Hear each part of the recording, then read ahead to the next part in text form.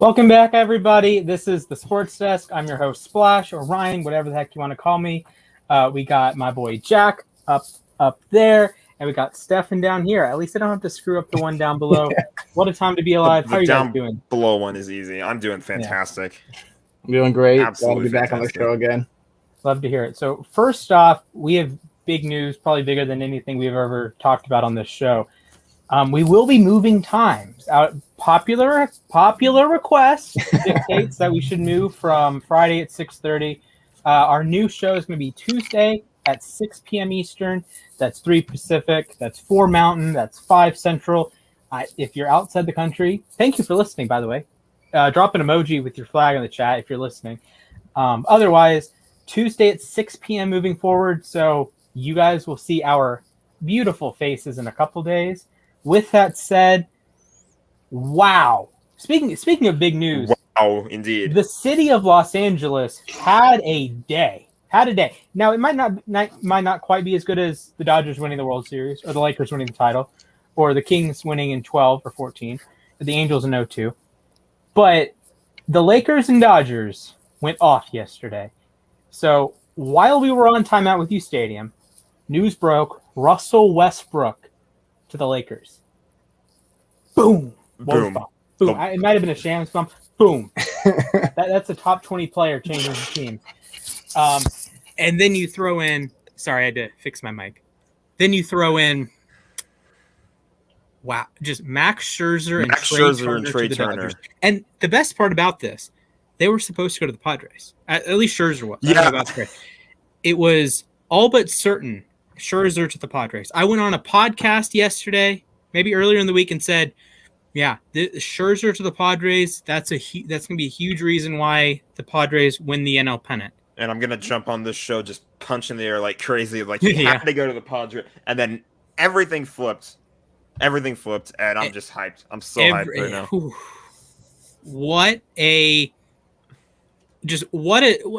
The way events transpired over the course of, I don't even know if it was 24 hours.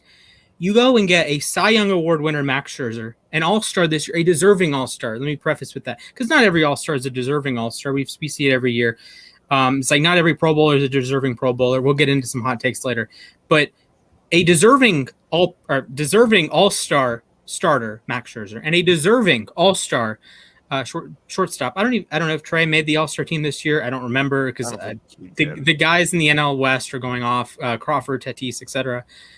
But oh boy, this is huge. And I posted on the app earlier. I'm just going to read off what the Dodgers starting lineup is going to be. Corey Seager's back, by the way. The better Will Smith is catching.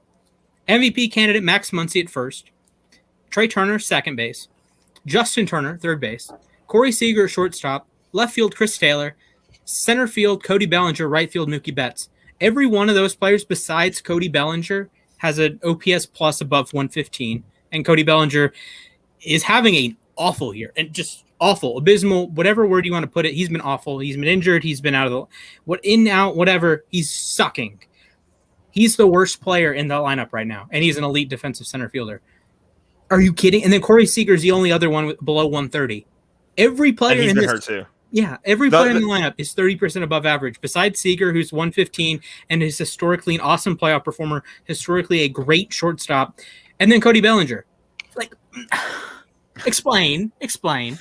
Can I talk about how like awesome this is that like the Dodgers are being so competitive too? Like they just came off a World Series title and they're going from that to just making their roster even better. Like the fact that Cody Bellinger is the worst player on this roster. Potential. Come on. Yeah. Come on. And so the Dodgers will have 17 All-Stars that played for them this season. That's not the most ever. That's the 2012 Yankees with 18. 17 All-Stars. We're talking more than half of their active roster has been in an All-Star game. Now, granted, again, not all All-Stars are created equal. Blake Treinen, one-time All-Star, is very different from Mookie Betts. I get it. Future Hall of Famer Mookie Betts. I get it. But still, that level of talent is matched by no one. And they have 4 MVPs on their team. Pujols, Bellinger, Betts, and Kershaw. And 4 Cy Youngs on their team with Scherzer, Bauer, yeah, that's up in the air, Kershaw, and David Price. Just what an absolute This is a MLB The Show roster. When you play Diamond Dynasty, this is MLB The Show caliber. Like, shout out to Alec. If Alec sent me a roster and it was just all the active Dodgers, it's like, okay, that's a good Diamond Dynasty lineup. It's a good real life lineup right now. And that's crazy. And we did get a comment super early today from my cousin. Should DC sports fans start rooting for Los Angeles sports teams? Yes. Yeah, I think at this point, I would. Like, you really want to root for the Redacteds, the Capitals, the Nationals, and the Wizards. Like, come on now. I don't know about that. And we'll mention Franco. Talk about the Daniel Norris trade. It's a really good trade for Milwaukee. Milwaukee adds yet another arm. I've been on record saying the Brewers can win the World Series this year, and for a little bit in time, I would pick them out of the NL because they get to avoid the NL West to start. They get the Mets more than likely, and they have a 1-2-3 that can beat the Mets. And then they've gotten better Willy Adames has been a revelation for them. Well, he's been one of the best players in baseball, let alone like middle infielders the last couple months since he got traded from Tampa. Keston Hiura is coming around. Christian Yelich is kind of coming around. Omar Narvaez is having a strong season. They just got Eduardo Escobar, 2020 All-Star. And actually, before we break on the Major League Baseball talk, yes, shout out to Teeks in the chat. Poor Cubs did lose everything, including Chris Bryant. Another 2020. That one did upset me All-Star. a little bit because I like Chris Bryant and now he's on the Giants, so that sucks. Yeah. And if you're hearing a theme, 10 2021 All-Stars have changed hands this season. Started with Nelson Cruz, then we had several today. Chris Bryant, Max Scherzer, 10 All-Stars. That's a major league record. And here we are, like, what was that? About 40 All-Stars a team. About 12% of the league's All-Stars this season have switched hands this season. That is insane. I thought the NBA had a high percentage, but wow, that's... Yeah, exactly. It's just insane how, fast these players change teams. And, heck, we can go back to Russell Westbrook, one of the best players in the NBA. I think he's changed. Isn't he like the first MVP to change teams 3 times in 3 straight years? Yeah, he's the first MVP to be traded 3 straight years. And while, yeah, that's a little goofy, I get it. He was a 2017 MVP and he gets traded in 2019, 2020, 21. I get it. It's weird. But I guess, actually, Jack, how are you feeling about the whole Brody back home in LA? I mean, come on. You got to be hyped about it, man. You got to really be hyped about it. I mean, this is a team like we were talking about, I think, before how the Lakers don't really have all the depth in the world outside of LeBron and Anthony Davis, and it really showed last year with all the injuries. Now, granted, it was a shorter off season, so that definitely contributed to the injuries as this tweet from the Rams, a rare social media W for the Rams right there. 2093 first round pick. My goodness. This is beautiful. And I actually wanted to touch on the logistics of this. Just if this were to happen, obviously it wouldn't happen. In the NFL, it's illegal because you can't trade more than 2 years in advance. The GM that eventually makes the 2093 pick is likely not alive right now. They would have to be in their mid to late 70s, in 2093 to be living right now. The player picked with that 2093 pick, you're talking born in 2070, born in 2072, something like that you're trading. Like, we made jokes about the Thunder trading for a guy who was an 8th grader right now, or a 9th grader, I guess now, with the Paul George trade. You're paying for a guy that his parents haven't been born. His grandparents are either like just born or are like going to elementary school. We're talking about Cooper Kupp's kid's kid, pretty much. Yeah, essentially. It's like, what a great tweet. That was a stellar tweet. Shout out to the Rams. Shout out to Austin. He's usually in the chat. Shout out to Holden as well. And Franco. Yeah, I don't know. This is tries to be a family friendly show, I guess. PG-13. Yeah, PG-13. Ersan Ilyasova? Jimmy Butler? I don't know. With that said, let's move on. NFL training camps are open around the league. Every single team. It's none of this BS that one team comes in and then another team. Every team is starting, right? Every team has had a couple practices under their belt. Some have gone well. Some have not gone well. And I want to find this one post that somebody made. It's just an interesting. The Colts are in a weird spot. Carson Wentz went down with a foot injury today. His return is indefinite. It is unlikely that he misses too much of the regular season, but you're talking about the regular season now. This isn't an injury in June that heals before the season starts. Injuries now can cost you the season, even a minor foot issue. And feet issues, they don't go away. Those aren't like in, out, you're done, right?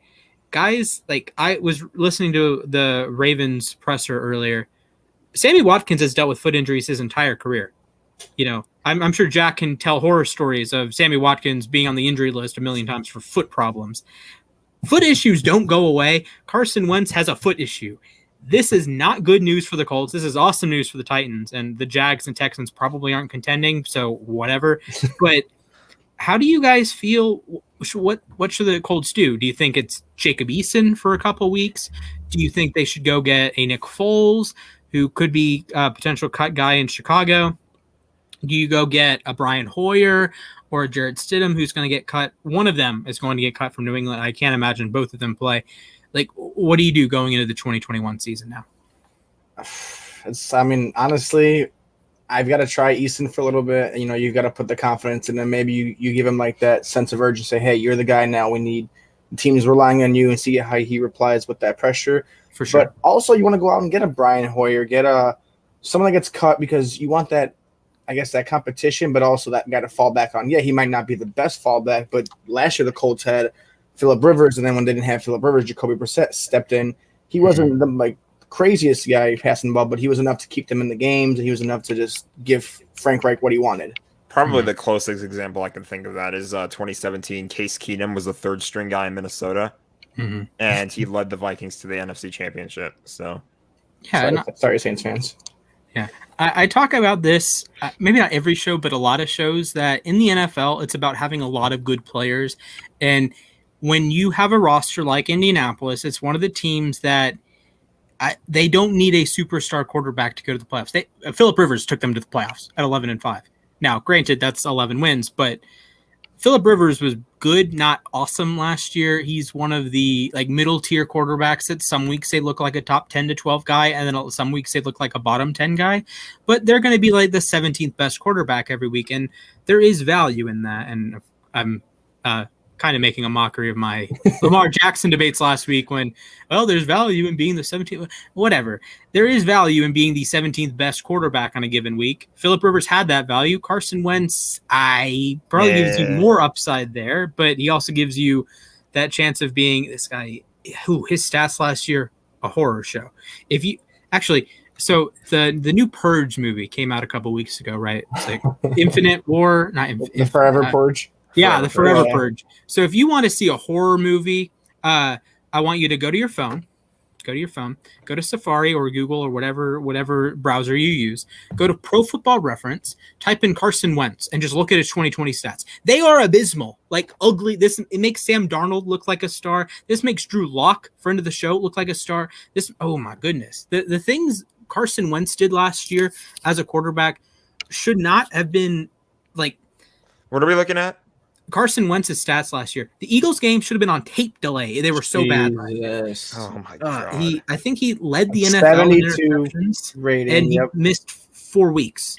He and Cousins tied. At least Cousins had 600 attempts. Wentz missed 4.5 games.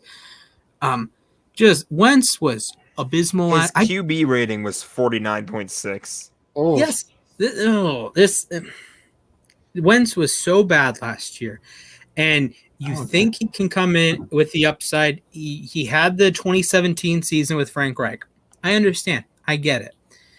But, yeah, like Teeks in the chat, looking at Carson Wentz's stats last year is something I wouldn't wish on my worst enemy. Yeah, go for any other punishment. Like fantasy football leagues, if you go like 1-11, your punishment should have to be look at Carson Wentz stats from 2020. Yeah, exactly. And Justin, another friend of the show, please never put Drew Lock and Star in the same sentence again. Look, I agree. Although I guess we both did there. With that said, give Jacob Eason a shot. I haven't been the biggest Eason fan. Of course, I live in Georgia now, or I have always lived in Georgia. I go to college in Arizona. I wasn't the biggest fan of him when he was here. Then he went to Washington. Wasn't the biggest fan of him when he was a Husky. But the Colts coaches, as far as I know, like Eason a lot. And this is a case that while I did throw out, hey, go get Foles, go get Hoyer, go get, whoever, QB3, Blake Bortles, whatever. Jacob Eason might be worth a start. Gardner Minshew. Minshew's interesting. I don't know if the Jags want him in the division, though. That's what I'm saying. But I know he wanted to get out, and he was not taking the second string starter, so I wanted to see how that may be. I am interested to see what happens there. I would think Jacksonville wants to keep Minshew as like a backup because, like I've said earlier, you want as many good players as possible. Having a backup quarterback that can play meaningful NFL snaps is important. The Jets having the Jets. I can't wait to talk about the Jets in a second. One completion on their roster right now. It's by a wide receiver. Rookie Zach Wilson has none. 2020 pick James Morgan has none, and Mike White, I believe, was undrafted. He has none. None of them have attempts. Crowder was at least, I think, 1 for 1.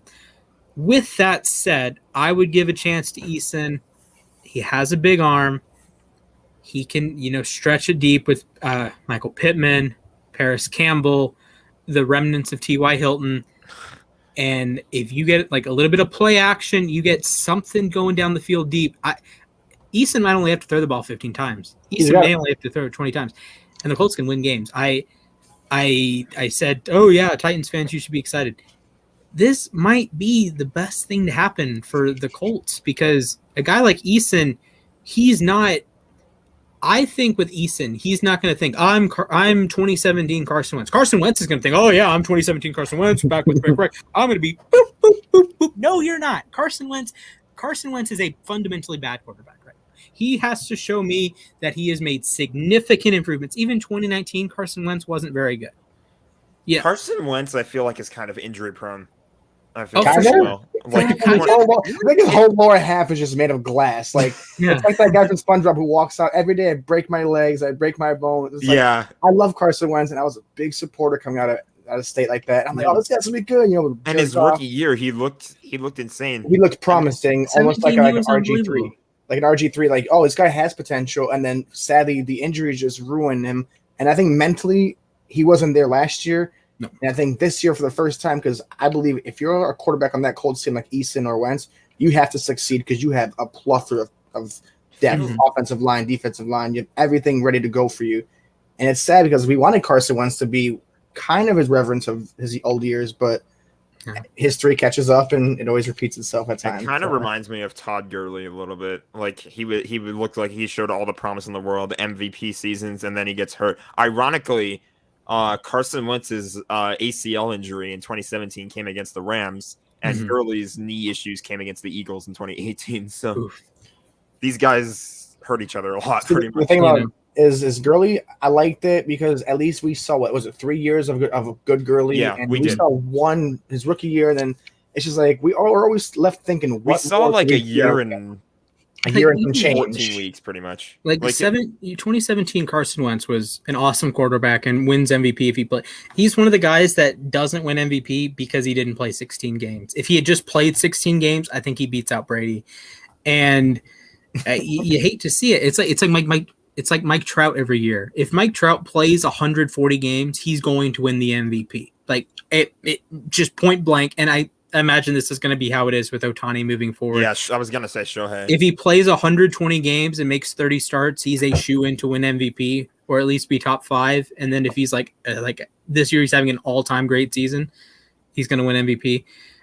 But I do feel bad for Wentz. I do feel bad for Eagles fans. But at this point, this might be a blessing in disguise because if you get Jacob Eason, I don't think Eason has the he doesn't have like the yips, right? We've all seen players with the yips, guys that just, what are you doing? Why are you doing this? Even Simone Biles, shout out to Simone Biles, mentioned the twisties with gymnastics. When you're in your head and you can't perform, it goes wrong. Wentz looked horrific last year. Eason, Wentz is more talented than Eason. Wentz has played meaningful NFL games at a high level. Eason is not. But Eason and that Colts coaching staff, Frank Reich and co., they might be a prime destination to say, hey, you're going to come in, you're going to throw 20 passes a game, 25 maybe. You're going to stretch the field, but you're going to do a lot of handing the ball off to Jonathan Taylor. You're going to do run a lot of mesh. So you're going to run mesh, you're going to hand the ball off, and you're going to throw bombs. I think Eason can do two of those things at a good level. Give me a stat line for Eason if he starts he starts the first 3 weeks, they like what he sees, and then they keep him in. What is his stat line if Wentz is not back? I don't know. I think a good stat line, if he has 2 touchdowns per interception and he throws for maybe 200 yards a week, if he's between 3,000 and 3,500 passing yards, that's an awesome season out of Jacob Eason. Yeah. And like if he throws, 20 touchdowns and 10, if he has a 2019 Josh Allen season, the Colts win, or I don't want to say they win the division because Tennessee, I'd like Tennessee to win the division anyways. The Colts make the playoffs if Jacob Eason has like 3,300 yards, if he's 2019 Josh Allen. Limited turnovers. Subtract some of the negative plays. If he's a more conservative 2019 Josh Allen, they make the playoffs. So with that said, we spent a lot more time on that than I thought we would. Should I talk about this funny Jets moment really quick? Yeah, go ahead. So I think this was yesterday at 11:32 a.m. Eastern time. Connor Hughes tweets, Jets QBs have attempted 11 throws in practice, and the only one that went beyond 10 yards was intercepted. Yep. 1:06 p.m. I don't know how to pronounce this. Rich Simini. QB Zach Wilson and the Jets have finalized his rookie contract, yada, yada, yada. That's funny to me to think about how it took him a long time to agree to his deal. Like he was the last guy the Jets needed to agree to his rookie last deal. Guy of the entire draft class. 259 players signed. Class. The last one was Zach Wilson. So we do have, I guess it's breaking news. Carson Wentz foot injury is not season ending. So the Jacob Eason scenario, you know what? I'm going to just anoint myself Jacob Eason fan club member. I don't know who's leading that fan club, but Jacob Eason fan club. I'm in it. I think they can win. You too. I'm on board. All right, let's go. You got me. You know, you got us both. Let's see. So I'm going to have I'm going to get roasted in the comments in a couple weeks when I posted Jacob Eason fan club. He's a bum. Okay, whatever. He might be better than Drew Lock at this point. Might be. I don't know. Imagine Drew Lock in Indianapolis. Well, actually, Denver has better weapons. Yeah, I was like, Drew Lock's got a good setup. He just doesn't know how to give it to them. Yeah, he doesn't know how to throw a ball. Yeah. With that said, let's jump back on the Jets for a moment. Like I've said, they had 0 pass attempts in that quarterback room. And, of course, Wilson's the number 2 pick. So, of course, he hasn't made any pass attempts. It really is a non-story at this point, but Zach Wilson was the last player to sign out of the 2021 draft class. We had a Jets rant. Yeah, like a rant session yesterday. Did really well. Cool video. And then an hour. I took a nap because I had just gotten some dental work done, and like an hour later, Zach Wilson signed. So I'm glad we got that video out. But the early returns on Zach Wilson, granted, this is his first practice, so grains of salt all around. We are in a Morton's factory right now. Didn't look so hot. I'm sure there are some throws that Nick and Frankie are going to push out, and Zach Wilson, rah, rah, rah. But a friend of the Play Like a Jet show, DJ Bienamine, did not have a raving review, and people in the comments were kind of ragging on him, saying you weren't a fan of it when the pick was made. But I'm going to lead this into a larger question. How much do you care about camp performance? How much do you care about, say, Sam Darnold down in Carolina? How much do you care that he looks good versus he looks bad? How much do you care that Zach Wilson in his first day of camp looks bad? You know, in his first day, especially like I don't place too much value on that because let me put it to you this way: Jimmy Garoppolo in 2019, the Super Bowl season, he had a practice where he threw 5 picks, and people panicked. Mm-hmm. Hey, I laughed when it happened. Yeah. I laughed, and look at what happened. This isn't necessarily saying the opposite is going to be true either. Like, I'm not saying like, oh, Matthew Stafford might not have a great year just because he's spending all of his training camp throwing bombs to Cooper Kupp or D-Jax or whatever. Yeah, it's practice.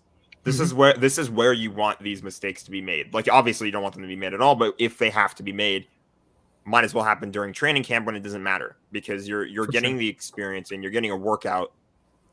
You're pretty much just like.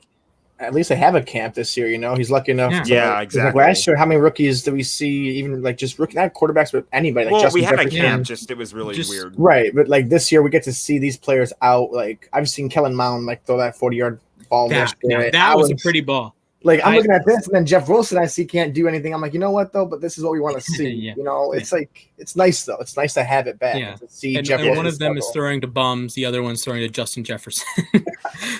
And actually, one more Jets note: Denzel Mims was playing with the third stringers today. Yikes! Yeah, not ideal. I did see some. Well, he was a part of the previous quarterback situation, so it's not necessarily a perfect fit with Wilson. He's not necessarily a perfect fit in the Salah offense. Or is it Mike LaFleur, right? Mike LaFleur is the OC. Okay, you still spent a second-round pick, and people in the comments were like, trade him. And then other people in the comments were like, well, actually, he's a second-round pick, so keep him. He has some talent. I don't know. It's an interesting situation there. They, of course, drafted Elijah Moore. They bring in Corey Davis. So Denzel Mims has like I don't know. I don't know what's going to go on with Denzel Mims. We can update you with the next Play Like a Jet pod, which is actually going to be after our next show, but that's beside the point. This is when I flash back to when the Rams drafted Sam Solomon in the 7th round. We wasted draft capital on him, and he was garbage. So it happens. Yeah. So any other camp guys you want to touch on? I have one more. Any guys you want to touch on?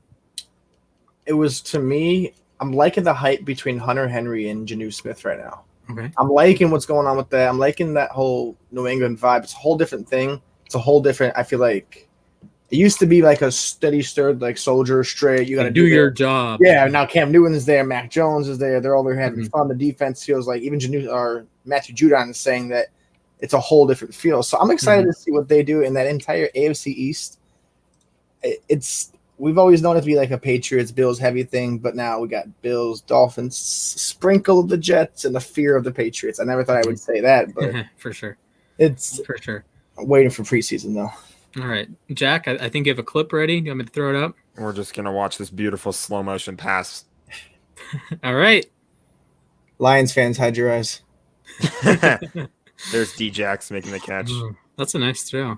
Did he tweak his hamstring on that one? And is he still good, or is he? I don't think so. Oof. Wow, brutal. That would suck in training camp. That would absolutely suck. I love D-Jax. I'm always I'm always one of his supporters, like a Chris Herndon supporter, and then they just come out of nowhere and go, you know what? Here you go. Always injured? I feel like I called D-Jax wide receiver 4 because I feel like Van Jefferson is going to get more reps than he does.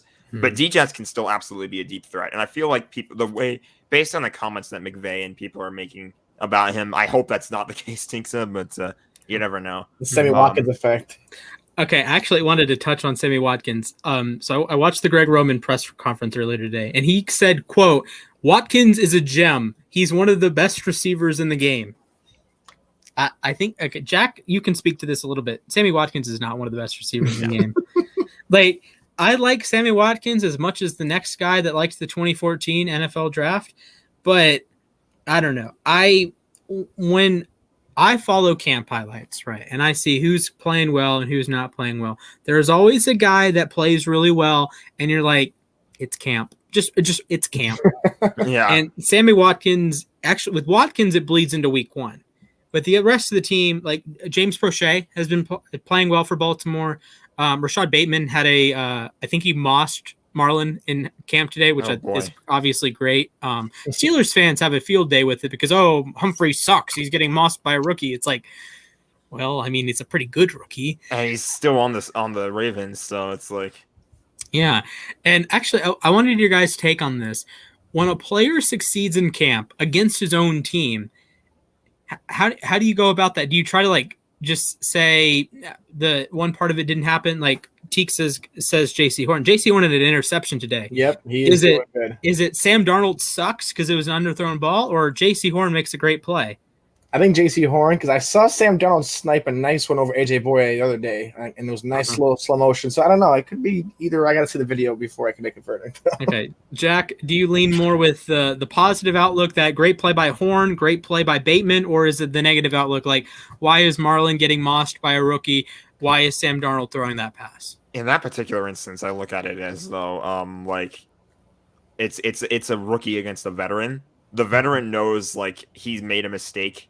And it won't be it isn't something that he doesn't know how to fix. Like, he gets mossed in practice. It's camp, and he knows how to fix those mistakes. This is the rookie getting a nice throw, showing what he can do, and it's teammates supporting each other as well. Teammates talk to. I see Jalen Ramsey. He was talking to rookies last year when somebody made a mistake. He was constantly talking, or I think it was actually Van Jefferson too. They were covering each other in practice, and Ramsey was just talking to him between every snap, just telling him do this, do that, or make sure this happens or whatever cornerbacks say to wide receivers. But you got to motivate them, Bateman. Yeah, exactly. Bateman's a guy that they want to be, because they brought him in to be essentially 1,000-yard receiver, and for Humphrey to work on himself, like Jack said, but also for Bateman to be all right, I can do this. It's the adrenaline and it's all the confidence of being the receiver. So come week one, you're going to see him make a play over a number one corner, number two corner, and it's good confidence for the Ravens that need that stud receiver. Now, actually, before we move on, the Raiders, that's who Baltimore plays week one. There's no one nearly quite as good as Marlon Humphrey, so it's going to be it's going to be a coming out party for Bateman, Hollywood, Dobbins, and I think Lamar. If I'm going to tell you, actually no, week one Lamar and week one and we have week one Watkins. All right, everybody. No, week one Watkins has to be locked in. Everyone's wide receiver one. Is that the Monday night game? Yeah, Monday night. First game with fans at Allegiant Stadium. You get week one Lamar Jackson, who week one, man, has been ridiculous. Week one Marquise Brown, who has 2 of his 3 career 100-yard games, had a $1.47, 2 touchdowns on 14 snaps against Miami. And then you got freaking week one Sammy Watkins. We're talking 35 fantasy points a year. 3 touchdowns, 150 yards. Boy. I am going, if I have $16 in my bank account week one, hopefully I do, or my betting account week one, I'm going to put 50 cents on every team's under, except the Ravens. I'm going to just put all of my money on the over. Because it's week one Watkins, week one Lamar, week one Hollywood. Oh my goodness. We are both hyped for our teams week one. Yeah. Week one Cooper Kupp is electric. He's absolutely electric week one. Well, you got to forget what the real week one game is. Cowboys and Raymond James. That's the one I'm excited for that. And guys, we're 6 days away from the Hall of Fame game. Something with football pads on. Something. Football on our Take Eason, come to us faster, please. With fans too, I believe. I'm pretty sure they have fans at this one. Oh man, well, I'm super excited. I know Steelers are going to kill Dallas, but I'm very excited for it. And have you guys seen Najee Harris in camp? He was breaking off some big runs. Pittsburgh had a 5-2 front, so it's stopping the run. Najee to run. Is it Dwayne Haskins on Pittsburgh too? Yes. I saw a highlight of a pretty nice throw he had to the corner of the end zone. That was clean. I wouldn't be surprised if they can develop Haskins into something into next year, because Big Ben, they're not committed. I don't want no what's his, drawing a blank. Exactly. What's his name? Quarterback. Backup quarterback for the Steelers last year. Got into a fight with Miles Garrett. Rudolph. Yeah, I don't want to see any more Rudolph. It's just so I don't know. Man, so one of you remind me, we need to have some preloaded videos of bonk, and it's just Miles Garrett whack. We just need to do a couple of them just for humor value. That'll be our what's it called? Squash the splash. It'll be yes. I'm Miles, or I'm. I was Mason thinking Rudolph. it'll be like how ESPN does their what's it called? Come on, man. That's pretty much what ours is. Yeah, that'd be beautiful. Yeah, actually, we could do that during the season. We could. We have Tuesday shows. Oh my boom, god! Boom, boom. Everything is going well. Speaking of going well, you mentioned Jalen Ramsey. Let's get into this uSTADIUM top 10.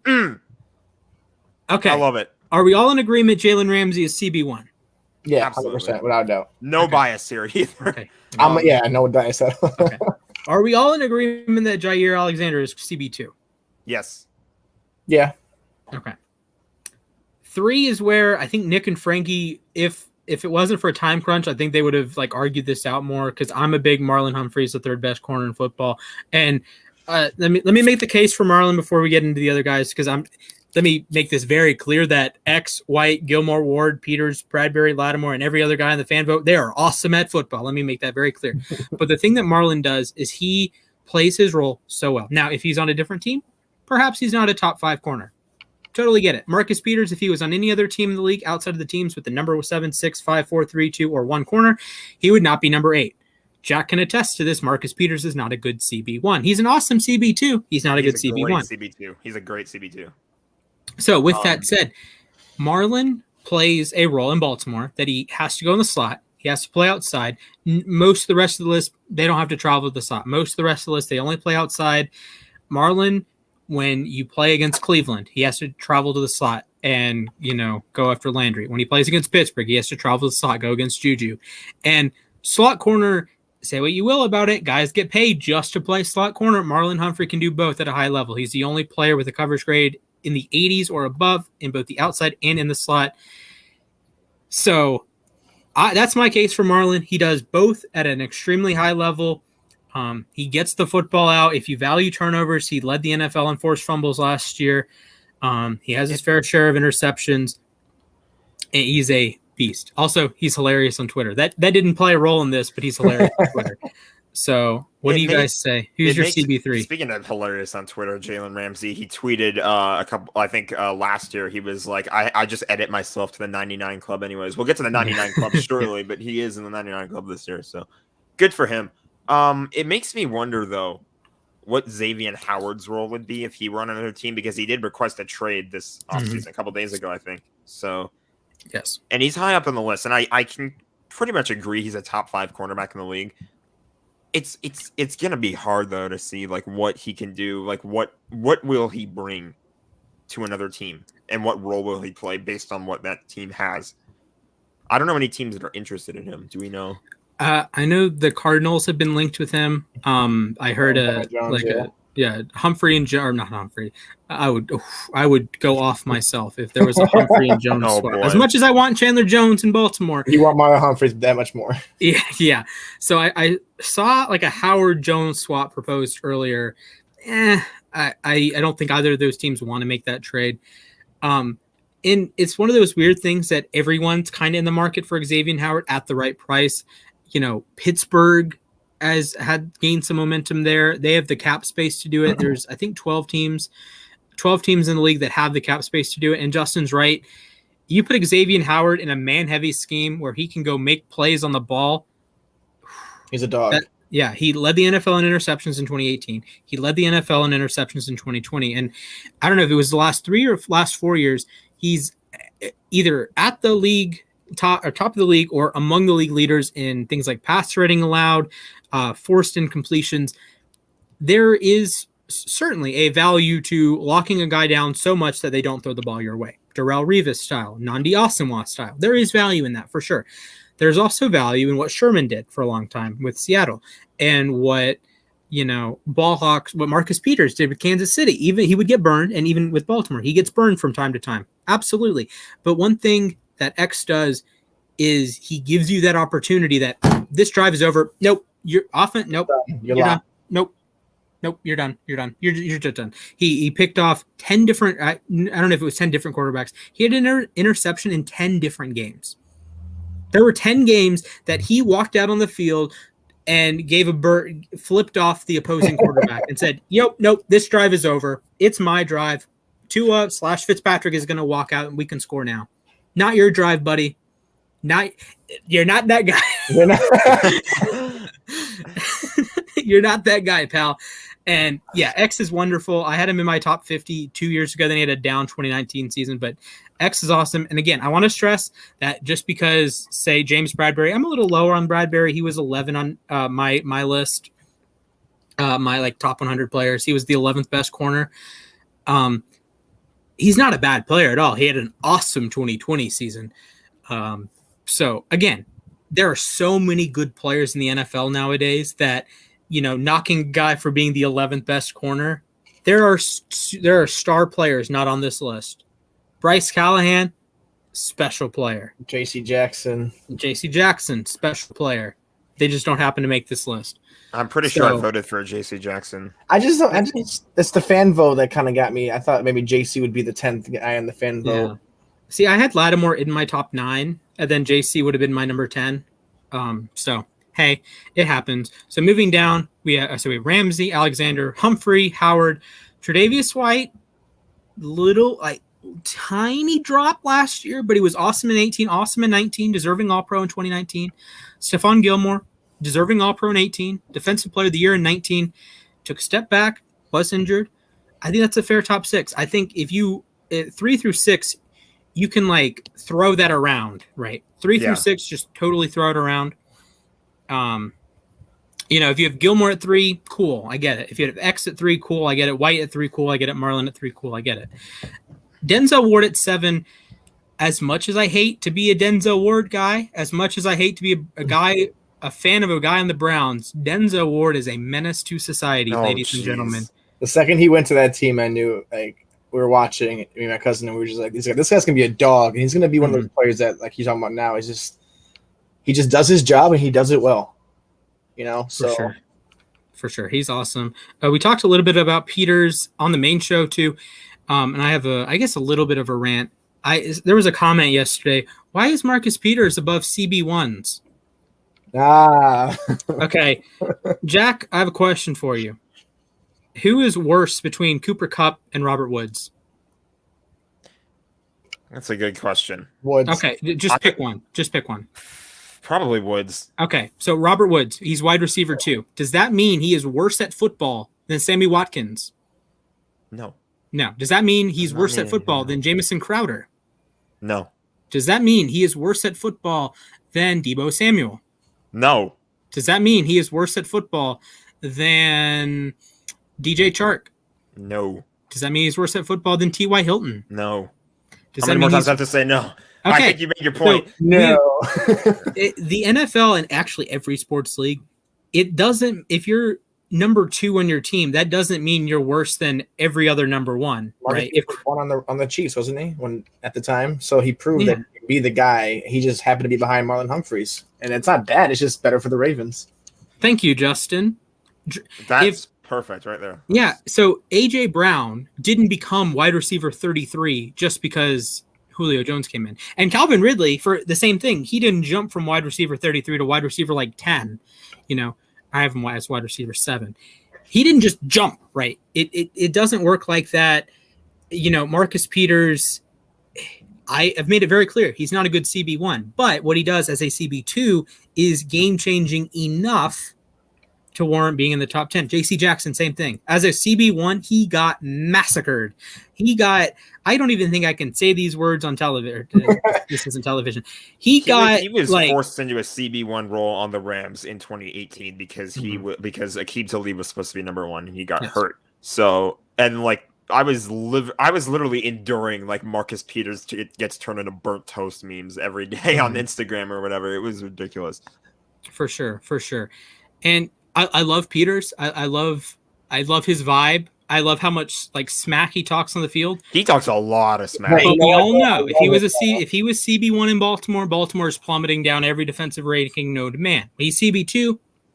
Everything's good. And that's what you love to see. It's like you can argue what Batterberry. I can say Marcus Peters is better than Batterberry and Lattimore, to be honest, because what I've seen him do, it's like you don't want Edelman to be your Julio Jones of your team. He's a better slot receiver. You can't have – and they play their role so specifically and so well that it warrants them to be like Peters top 8 in this top 10.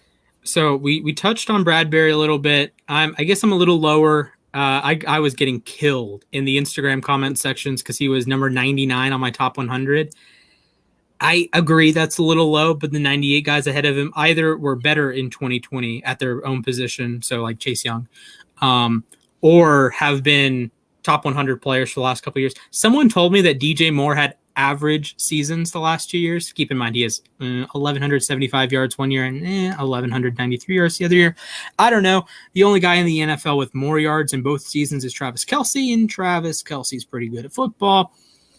I don't know. 23, so we're going to see. He's not even in his prime, I believe, yet. He's just showing us. And he's played with Cam Newton, Teddy Bridgewater, Kyle Allen. He's going to get to play with Sam Darnold this year. Whew. Yeah, Sam Darnold. Oh yeah, that is Drew Lock levels of quarterbacking. I feel bad for Jerry Jeudy. Rest in peace. Rest in peace. Jerry I feel bad for Jeudy. I feel bad for Cortland Sutton. I feel bad for Hamler, and Alberto. I don't want some of those running backs that they have either. I don't even know Patrick Surtain. Oh man, I just feel bad for those guys. That defense is having a fun time though. They're getting a lot of confidence that they're the best defense for going against Drew Lock. So I don't know. Oh man. Yeah. So with that said, any wrap up thoughts? I guess Lattimore. I have Lattimore higher. The Mike Evans lockdown man himself. I have Lattimore a little bit higher. He plays when it matters. I would have probably put Lattimore at 9 and put J.C. Jackson at 10. Okay. That's what I think that's fair. I agree with that. Other than that, I'm fine with this list. Yeah, I think I would have had Lattimore 7, Ward 8, Peters 9, J.C. Jackson 10, something like that.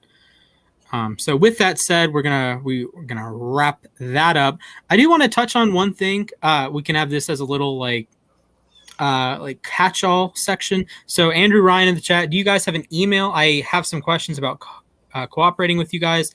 Absolutely. My personal email is rspotts30901@gmail.com. If you want to contact Nick or Frankie, Nick is nick@uSTADIUM.com. Frankie is f@uSTADIUM.com. And then I'll throw up our socials. There's our socials. So here's my socials at Mr. Splashman19 on all platforms. There's Jack's on Instagram. And Stefan, if you want to plug yours, you can. Or you can just say it. We can add it later. Yeah, let me go ahead. It's thebearish@uStadium.com. Okay. Thebearish@uStadium.com. Awesome. So, yeah, if you guys want, if you're on the app and you want a show, I'd be absolutely down to produce a show. I know there's some Dolphins fans that are getting a show very soon. Really excited for them. The Dolphins mega fan is coming on very soon. So we're going to get 2 Dolphin shows. They're going to start invading a Jets themed channel. So props to you guys. So with that said, Jack, you wanted to talk about some Madden ratings? I wanted to mention the 99 Club this year and see what you guys think of it. So let me pull up the list really quick. It is in the Madden 99 Club. We have Devontae Adams, wide receiver from the Green Bay Packers. Let's do a game. Thumbs up, thumbs down on every player in the 99 Club. So Devontae Adams, 99. Okay, next up. Okay, let's discuss. We touched on this a little bit in one of our midweek shows that I think 99 overall should be something kept for just the very, very best. There's a certain guy that already wears number 99 that might be the best defensive player ever. Plays with knives? I think he did. Yeah, he plays with knives. He trains with knives. I think that guy deserves 99. Yeah, when you're an all-time guy, that I think that's when you start deserving the 99s. With no disrespect meant towards Devontae Adams. Adams is an awesome receiver. He's had one of the greatest seasons ever by a wide receiver last year. But I don't think you're having that conversation of, would Devontae Adams start on the all-time team? No. Aaron Donald might. Yeah. Patrick Mahomes might. Aaron Rodgers even might. Devontae Adams, great player. You could argue Hall of Fame path, potentially, with the playoff production he has. He has 5 997 yard or more seasons, something like that, is a ton of touchdowns. He might be on the Hall of Fame path. He was an All-Pro in 2020. I don't want to say he's a 99 overall. So this isn't a knock against Adams. This is just a knock really against Madden ratings as a whole. I think everyone's a little overrated because, if you want to play like Lamar Jackson, he's a 90 overall. Does he necessarily deserve to be a 90 overall? Debatable. But do you really want to play with an 84 overall Lamar Jackson? No. You want to play with a 90 overall Lamar Jackson. And one other thing, if you wanted to, you can change. Like, you guys know you can change the ratings. Like Jalen Ramsey said, I just always change myself to 99 anyways. You can change the rating. So if you think Josh Allen is better than Lamar Jackson, you can change it. You can be the Madden rating adjuster. And although I would argue that for a video game, Lamar Jackson should be better because he's a better athlete. I think a 92 would be a decent one. Honestly, I think a 92 from what he's done so far. Yeah. So sure. I think Adams is a tiny bit overrated here. But with that said, Jack, hit us with number 2. I think we can skip over this one because it's Aaron Donald. So yep. Thumbs up, moving on. Great. We're all in agreement. I would do it. Yeah, I can actually do a double. Thumbs up. Yeah. All right, next. Do this. Next up is Travis Kelce. No hate to Kelce. No hate to Kelce. This is same argument as Adams. Top 5 player, top 10 player, but how many guys in the top 10 really deserve to be a 99 overall? I'm going to say 2, maybe 3. Kelce, 97, 98, I think is perfect. Again, this is just a Madden ratings as a whole. Take a step back. Like reduce everything by just like a 1%, 2%, everyone across the board. I think you get a much better game. Look at FIFA. Because then they never used to have this many 99s at back in the day, right? Like it felt like it was 5 last year.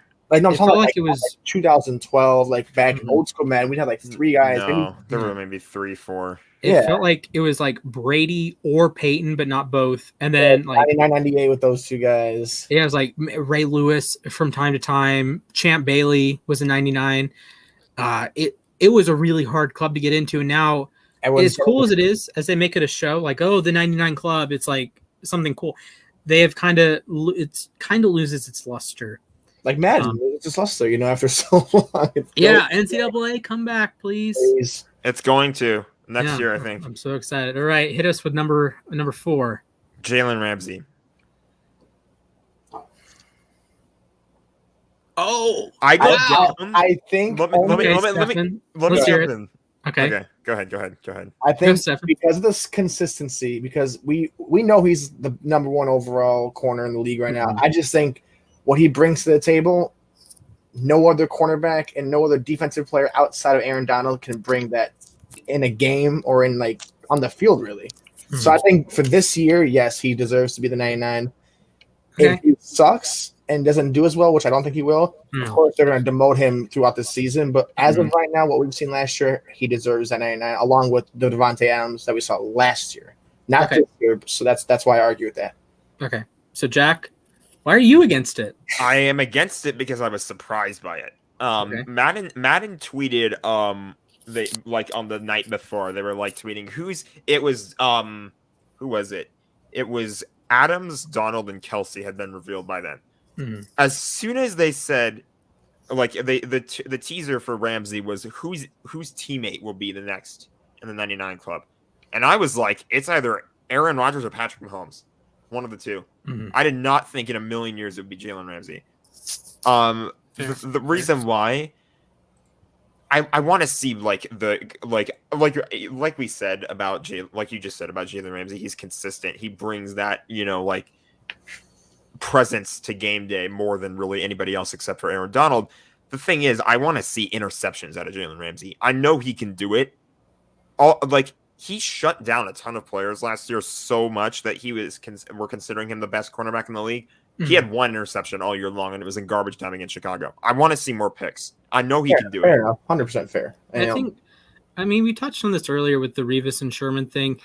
Interceptions are like goofy, and actually all defensive stats are a little goofy because defense is so reactionary like, say Aaron Donald, peak Aaron Donald isn't getting sacks, right? I guess sacks are a little bit different, but if Aaron Donald has a perfect snap, someone else gets the sack because you're committing so many you're committing so many resources to Danault that Danault doesn't even have to win the rep at that point. It's just a W for the defense because I know Brockers is no longer on the Rams. London but Floyd, I think is a good example. Michael Brocker is unblocked at the quarterback. Okay, I love Michael Brockers too. Yeah, I love Brockers. Ravens legend. Love Brockers. So I think this I think can be the same with Asamoah and Revis and Sherman and Ramsey, that when these corners or even safeties, you're looking at guys that when everything is going right, their best snaps they will ever play in the NFL, they don't get targeted. Because their coverage is so good. There is no chance the quarterback's throwing that football. It's like Sherman. Sherman was literally Ramsey against DK Metcalf in week 10. Barely threw to him because Ramsey was just locking it down. And you know what, though? That's a win not only for the corner, because, he's not going to get like 10 interceptions like Xavier Howard, but he's going to be the guy. He's like, okay, we're not going on this side. Everyone stay on the left side away from Ramsey. Hey, you're our number one receiver, A.J. Brown. I'm sorry, but you're going to see one target this game while this guy is seeing 10. Mm-hmm. Yeah. So and we're Jack's fuming. To stop watching this stream now. I think it's a fair point. I understand you wanting interceptions.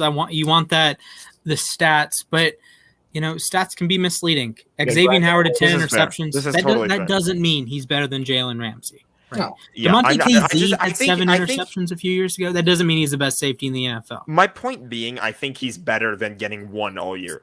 I sound a little bit spoiled because he was literally the best guy. Aaron Donald is too good to only get 12 sacks. Is Aaron Donald too good? Well, we've got Aaron Donald and Jalen Ramsey now. So. Yeah, it's like I'm acting totally spoiled. I just know he's better than getting 1 all year. I see what you're saying, because you don't want him to get 1 interception and then we're over here defending him. You want 5 interceptions. You want 3 fumbles. You want that whole statistical number on top of his 99 platform. Yeah, I think that's fair. I remember having the debate Prime Ramsey versus Sherman. Prime Revis versus Sherman. I was always like, well, Sherman has the ball stats too, and you have to go really looking. You have to digest a lot of tape to see wins and losses on individual snaps from corners. And I don't know, if you're 10 years old, you're not going to have NFL Game Pass, so I can't go look. Oh, look, Revis shut down Chad Johnson on this play. Holy crap! I can't see it because freaking Carson Palmer threw it to the other side of the field. How am I supposed to know that Revis has the snap of his life and Chad Johnson, one of the greatest route runners ever, gets locked down by Revis? 10-year-old me can't see that. So, but now 22-year-old now I can. Let me put it to you this way. Right. If Jalen Ramsey has more picks last year, they up his pick rating or number, whatever that is, then he's a 99, right? And that's fine. Okay. That's fair. So, moving on, the last member of the 99 club is Patrick Mahomes. I have a caveat. I'm going to go halfway. Kind of right there with you. I have a caveat. Aaron Rodgers and Patrick Mahomes should be the same rank. Yeah. I would be so pissed off if I was Aaron Rodgers right now to be a 96. I don't care if Brady wins the Super Bowl. I don't care if Mahomes is Mahomes. Yeah, okay. That's just pure blasphemy. A 98 for Rodgers is what I expected from him just because of the MVP. He's the man. It's sure. Come on now. Okay. Here, the thing with Rodgers, I don't mind if he's not a 99. I don't mind if Mahomes wasn't a 99. I think they should be the same rating, at least within 1. Okay, this guy just put a wild thing in the chat, and I totally lost my train of thought. The difference between Rodgers and Mahomes to me is negligible. I think Rodgers is a slightly better decision maker. Mahomes has slightly more arm talent. Tomatoes, they should be the same overall. Whether that's a 99 or 98, they're number 2 and number 3 in my top 100, behind yours truly, Mr. Trains with Knives. They could both be 98s, both be 99s. Brady there is just goofy, man. I get it. But I even thought honestly, 96. I thought 96, but only because of his awareness, not his craziness, the deep ball that Rodgers or how the side number of Mahomes, but 96 with higher, Goon says, 99 awareness. someone like that. Like that's a for Rodgers and Brady, but not a 96 because I think Madden's just giving out huge numbers now, and it's like, okay, now what can you do? They're giving out huge numbers to star players because of name value. Is pretty much the point that I made on the last show. I talked about this. It's like he's not like you're not like Splash has been saying too. You're not gonna want to play as like a 92 overall Aaron Rodgers. Like you're gonna want like a 99, 98, 97. But the thing is, like that. I play Ultimate Team sometimes, and like to be honest, if they were to tell us, hey, we have 3 sets of 99 players only, everyone else is say Rodgers 96, Brady 95. If they make it to where the better players are not as high up, they still have a chance to get higher through the season, and it also makes, I guess, the game more. If you have some more breathable, kind of. If you have like all these 99s, 97s, 98s, it's like, oh, you're that guy, like you're the Bucks guy, the Chiefs guy who plays with the Chiefs. So it's dumb down the ratings for everyone and make them get more of that space between them, make the 99s better, more valuable. For sure. And before we move on, I do want to touch on one thing. Of course, last week I had the Lamar Jackson rant. This week, Lamar 90 overall. Athletic stats do matter in Madden for quarterbacks because you look at, say, awareness, that's not really an athleticism stat. That's more like a brain, I guess, stat. But to me, speed, agility, acceleration, change of direction, all of those should matter as a quarterback, especially now when you have like just scrambling in general, but you have quarterback draws, you have quarterback powers, you have all sorts of quarterback run specific plays. So there is some value there. And I actually did an experiment on my copy of Madden 21 out there, and I put every starting quarterback at running back. Lamar Jackson was an 89 overall. For good reason. He's one of 2 players in the game, or one of 3 players in the game with 95 speed, 95 agility, 95 acceleration, 95 change of direction. Any guesses on the other 2? One's a corner we talked about earlier, and one's a wide receiver. I know J.C. Jackson has a fast speed. Not J.C. Jackson. Okay. We talked about him earlier. Yeah, he was a guy in our top 10 cornerback list and a wide receiver. Is it Gilmore? No, it's not Gilmore. Is it Jair? No. I'm thinking. I give up. Xavier Howard. Denzel Ward. Ward. 95s in all of them. 95s in all of them. And then Tyreek Hill is like 98 and all of them in 99 speed. Oh, well, Tyreek Hill makes sense. The dude's nickname is Cheetah for a reason. Yeah. So Madden says Lamar Jackson is the second best athlete in the game. It would make sense to me that barring awful pure quarterback rankings, like say if you said, I don't know, Taysom Hill was the second most athletic player in the game, okay, he deserves to be in the 60s, maybe low 70s just based on athleticism. But you have Lamar with good passing stats in the game. One of the best break sack, one of the best throw power, which I don't know about that. I would have him more middle of the pack and throw power.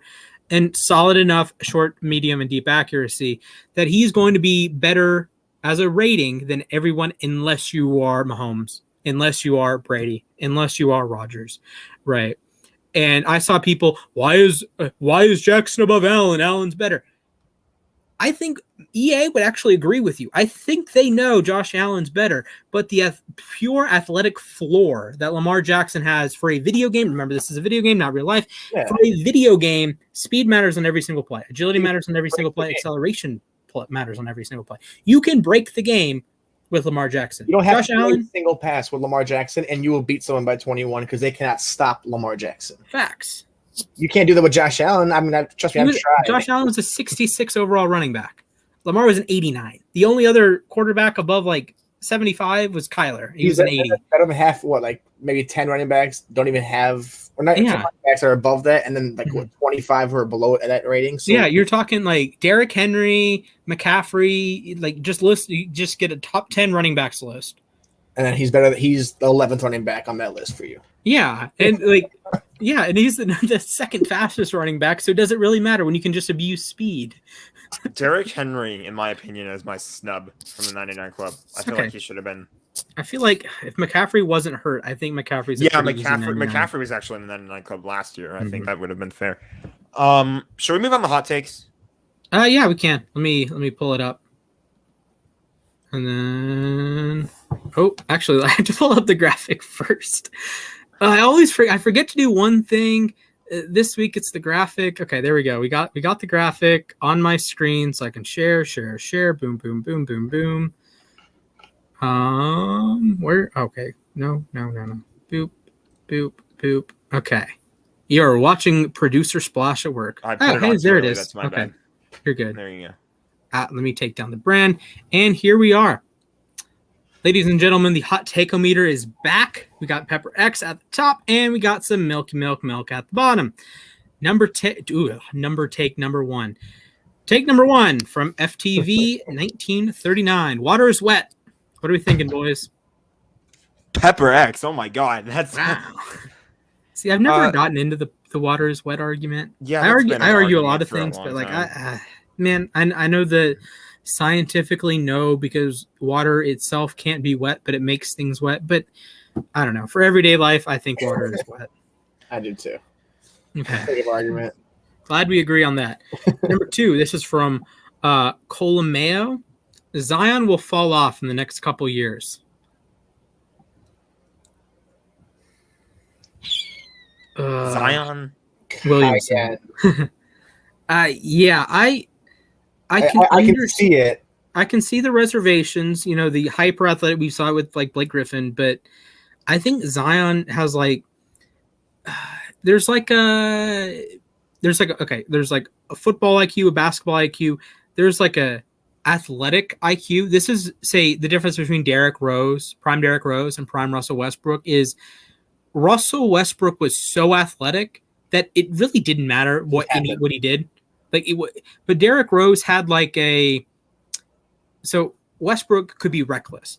Derrick Rose had such control that he could go 1,000,000 miles per hour, stop on a dime, and everything is in control. He goes from Russell Westbrook to Tony Parker in an instant. Yep. And that's what made him so special. And I think Zion is like 90% of the way there. Of course, he's gonna look more physical because he's 6'8", 270, but he has a part of his brain is telling him you can take a second, just a tick off here, a tick off there, and you're going to save yourself. Right. And I think Zion's going to be an all-star for the next 10 years. I think now that they got Giannis Valanciunas is there, I think they're building that team in New Orleans to be a team that Zion doesn't have to throw his entire body out there just for them to win. Like Ingram, Zion, they're going to have a nice core of players. So that's why I'm putting it at Cayenne, because I really can see Zion being either done in 5 years or the All-Star, you say, in 10 years. And I'm more leaning towards the All-Star in 10 years. New Orleans wants to make sure they do this thing the right way. Yeah, I would go Scotch Bonnet. Again, I can see it. He's not a foolproof guy. He is an built on athleticism guy. And they do have short shelf lives. We talked about the Russell Westbrook trade earlier. Russell Westbrook has done a great job of developing his playmaking and his rebounding and being able to diversify his game throughout his career.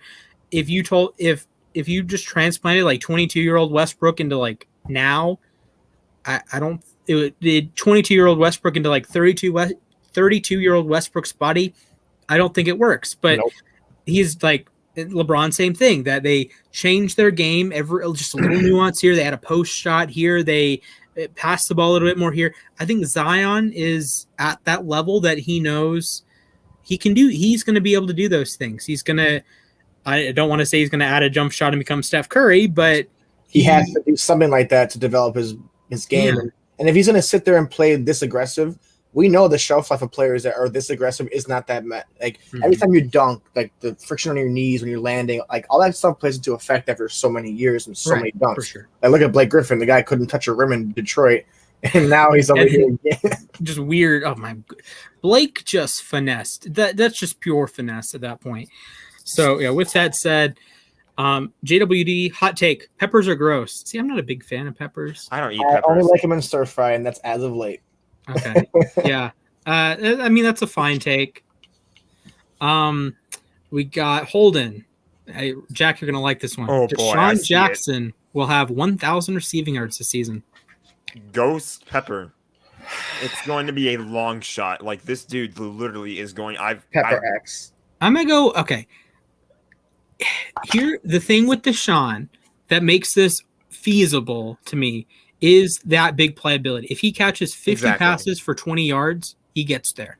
And he's one of the guys, there's a handful in NFL history, A.J. Brown did it 2 years ago, that can get to 1,000 yards on fewer than 50 catches. Deshaun Jackson is not going to be heavily targeted in that offense. It's going to be a run-first offense, and he's wide receiver 3 at best. They're going to save him for the deep ball. Is what I'm thinking. But Matt Stafford has a great deep ball. Matt Stafford is one of the best arms in the We literally just watched that highlight today. The slow motion throw to him. I would not be surprised if you say if Jackson has a couple games that he has like $150. If Deshaun Jackson has the high watermark for Rams receiving yards this season, I'm not shocked. I'm actually not shocked if he has the top 3 or top 4. He's one of the guys that I think you put up. And I agree with this. If Papa Woods misses times, it's fair, but he could. There's few times that 3 guys get it on one team. 04 Colts did it. The 08 Cardinals did it. This is a team that you get Woods and Cobb just get it. They get 10 to 12 targets. They get 75 yards a week. Yeah, you're good. Yeah. Deshaun Jackson, I think, can have enough explosive plays that he could flirt with it. If he has a couple 100-yard games, and if he avoids like 1 catch for 0 yards, I think you're good. If his bad game is like 1 catch for 24 yards, and he's still producing yardage, I think that helps a lot. 17th game helps a lot. Matt Stafford helps a lot. Matt Stafford might be the strongest arm quarterback that he's played with, although prime Michael Vick could sling. Did you see his Madden rating for throw power? It was a 3rd best. This guy is gonna launch this ball. Oh man, and that's what we said in Detroit with Calvin. Like this man can, and honestly, Splash, I test this. Old school Joe Flacco had that arm too. Rocket. Like these guys can launch it. I just wanted Deshaun Jackson to. If I don't think he'll get 1,000. If he gets anywhere from 400 to 600, he might see an upside of 7 or 8 touchdowns though. Yeah, he's a guy that. He's a big time boomer bust guy. There are going to be weeks he has 2 catches for 17 yards. There should be weeks that he has 4 catches for 183. I think he'll miss 4 games total though this year as well. Yeah, just because of what he brings. And yeah, the injuries are always a concern there. We have that dude Evan. The Jaguars will make the playoffs. If we can blow the top off the Pepper X and just have it spewing out, that's my take. Yeah, pretty much where we're at. I mean, I'm going to play devil's advocate here. Oh, man, here we go. As you do. I was expecting this. I wanted to hear what Splash says first. Devil's advocate. I'm going to cut this. All right, folks, welcome to this clip with Ryan Splash Potts. I'm going to tell you why the Jacksonville Jaguars will make the 2021 playoffs. So first of all, Trevor Lawrence is a prospect we've never seen before. Guys like that just don't come around often. Remember the last time it happened? Andrew Luck, 2012. What happened that season? 11-5 Colts made the playoffs.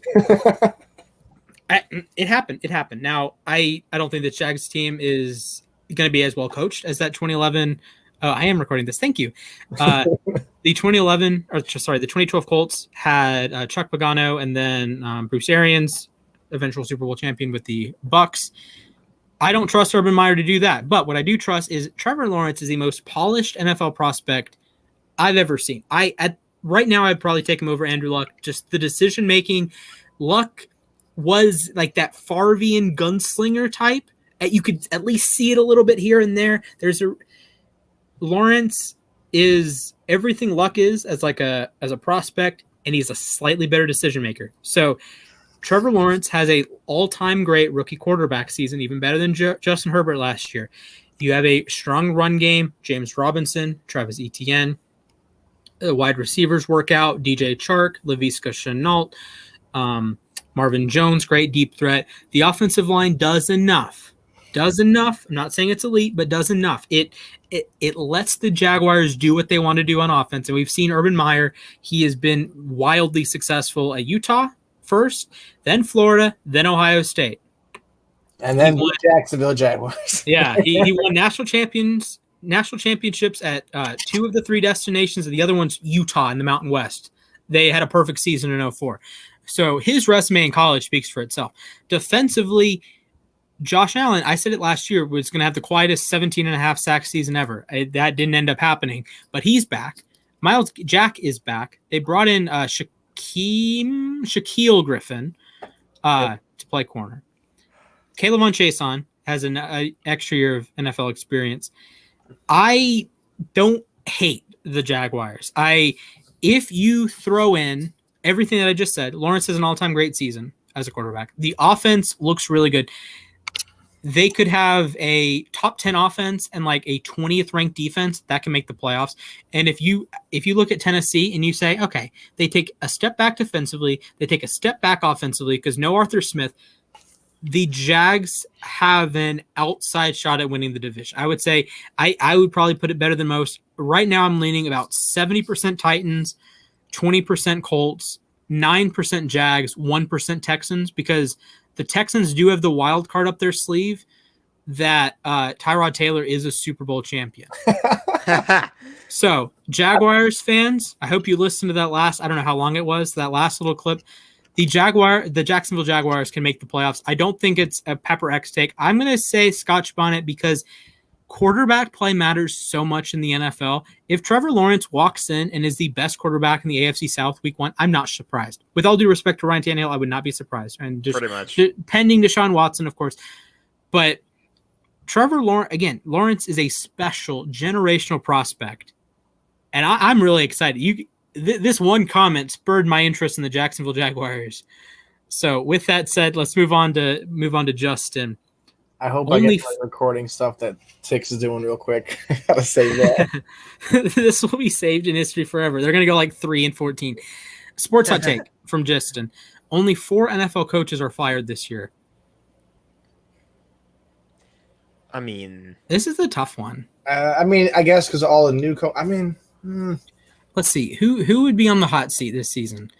AFC East. I think everyone there is good. Like, if the Dolphins have a bad year with Flores, I think he's fine. He flirts with it, but I think they threaten it with it, but they don't actually pull the trigger just yet. Is it a hot take to say Belichick might be on the hot seat a little bit? I don't think he is. Yeah, I think that's a hot. I don't think he is. The wheels would have to really fall off. Yeah, they would have to win the wheels. They would have to have no wheels. They'd have to go 0-17 pretty much. AFC North. Zach Taylor, I don't think should have a job. Like, with all due respect to everyone with a job, I'm not better than Zach Taylor. Zach Taylor is head coach 32. And just talked smack about Urban Meyer. He was the stereotypical coach in 2019 that got hired because he knows Sean McVay. Fair. Pretty much is what it was. I think, Stefanski, no. Tomlin and Harbaugh, it might be considered if, say, Baltimore goes 6-11. If the Steelers go 6-11, I don't think they have the reputation that it would take multiple bad seasons. I don't think Zach Taylor survives the season. Pete Carroll's fair. I'll get there. AFC South, Urban's on too long of a deal. David Culley, it would be a little unfair. I don't know. John Gruden, maybe? I don't know. Gruden. I want to say Gruden. It's just the Raiders have financially committed to him so much. So he's got like a few more years left before they even consider that. Let's see. Vrabel and Reich are good. Vic Fangio. Vic Fangio could be on his way out of Denver. So out of Denver in that offense. Yeah. Okay.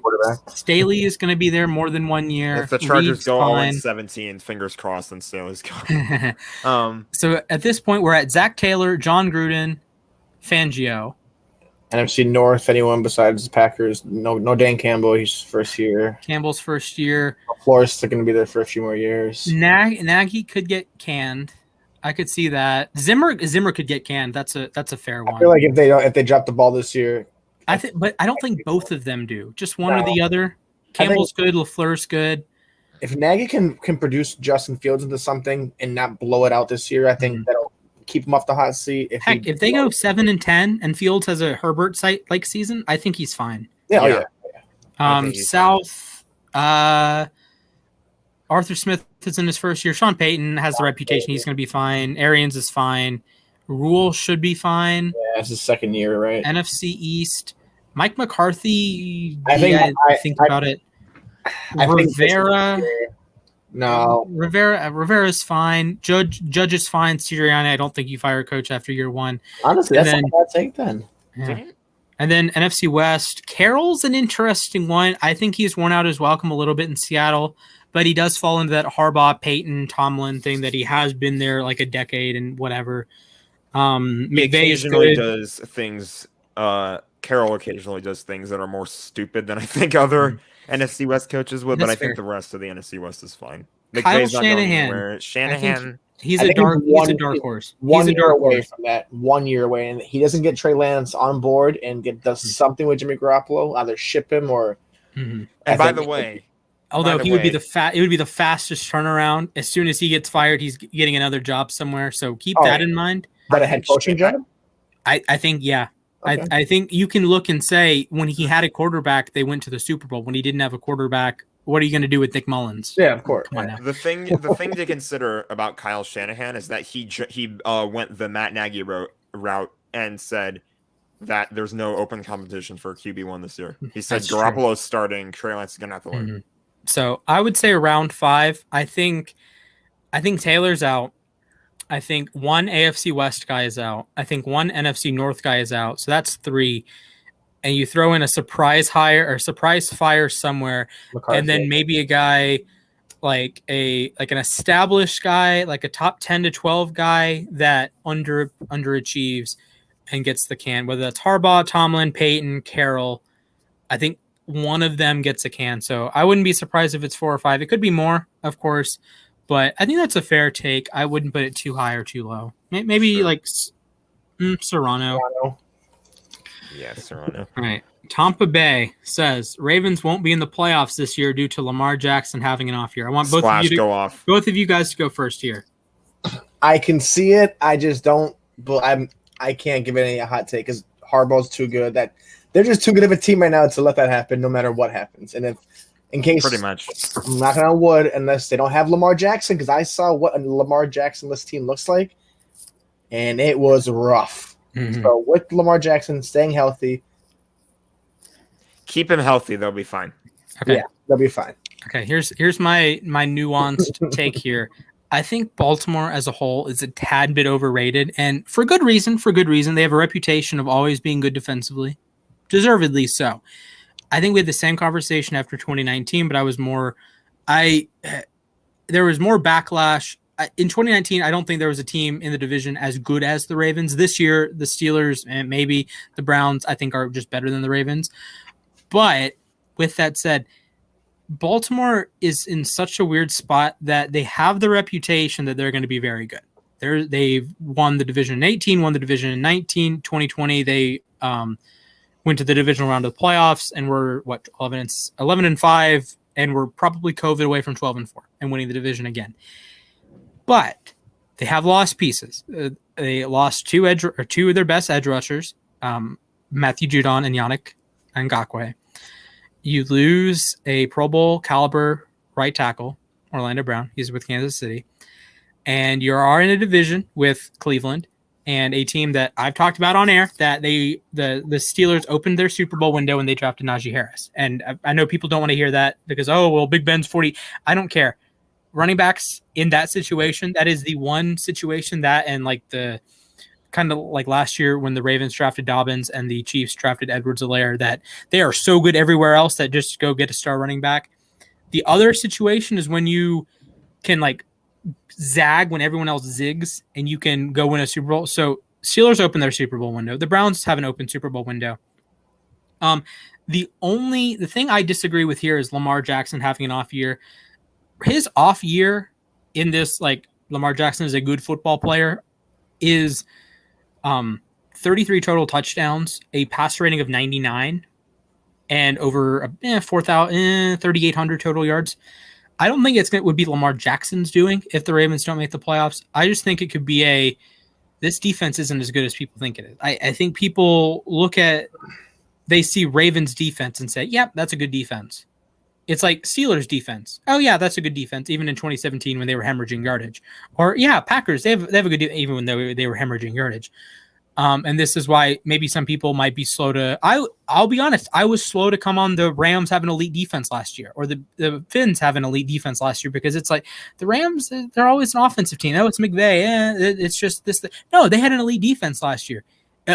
Yards per play, every metric I care about, they were elite in. It wasn't just they use so much of the clock, and they're so good that the defense was legit good. Miami's defense was legit good. Washington's defense was legit good. Baltimore's defense, I want to say I trust it. I want to say I trust the process with Patrick Queen. I want to say I trust the process getting Tavon Young back. I want to say I trust the safeties, Chuck Clark, Deshaun Elliott. But at the same time, I'm also a realistic fan, and I know Patrick Queen was abysmal last season. He had a sub-30 PFF grade. I've said it before. He's that same vein of guy like Darius Leonard, like Devin White, that you're going to see the start. You're going to see the flashes. You're going to see the forced fumbles. He's going to have a lot of forced fumbles. You're going to see the fumble recovery touchdown against Cincinnati. Yep, 100%. You're going to see the interceptions. You're going to see the sacks. You're going to see the pass deflections. You're not going to see when he gets beat. You're not going to see when Najee Harris takes his life. You're not going to see when Nick Chubb trucks him into the ground. You're not going to see when Joe Mixon turns into Derrick Henry for 5 minutes. I have my reservations about the Ravens defense. The Ravens should have an awesome offense, should be top 10 in scoring yards. Who cares? They should be a top 10 scoring offense. I would be moderately surprised if they aren't. Just the floor of the rushing game, it's the last 2 seasons has been number 1 and number 2 in the history of the NFL. And it's getting better this year because you're not giving Mark Ingram carries. You have 3 guys. I wrote an article about this. You have 3 guys that could run for 1,000 yards on the ground. The offense has such a high floor. I think it is the highest floor in the NFL. I understand the playoff games, and the playoff games would actually be the knock against Kansas City in this instance. But I think an elite running game has a higher floor than an elite passing game. But an elite passing game obviously is a higher ceiling. So the Ravens should score 20 points in every single game this year. Strictly on offense. Yeah, just on offense, they should score 20 points in every game this year. They've scored 20 points in 36 of 37 Lamar Jackson starts. The one that they didn't was a blizzard game in New England. And then, of course, the playoffs, they're 1 for 3 or 1 for 4 in doing that. So the Ravens won't be in the playoffs this year. I could honestly see it. I think they will. I think they have a very workable schedule. It's a hard schedule. But I did a little breakdown the other day. Take out the division games. So the other 11 games, if you wrote them out in order of most difficult to least difficult, it would be hard for you to make a list that's not the top 6 hardest games at M&T Bank Stadium. Rams at M&T Bank Stadium. Chiefs, M&T Bank Stadium. Chargers, M&T Bank Stadium. Colts, M&T Bank Stadium. And Packers, M&T Bank Stadium. Vikings, M&T Bank Stadium. The 6 toughest out of division games the Ravens play will be at home. They're probably going to win 3 out of 6. Probably. I usually just throw out Kansas City. They're going to have they should have a winning record in the other 5. Then you play Miami, you play Detroit, you play Chicago with or without may not have Fields. You play I'll come back to Miami 1 second. You play Miami, Detroit, Chicago, Denver, and Vegas. 4 of those 5 teams I don't think are going to be very good this season. Chicago is a wild card with the rookie quarterback. I get it.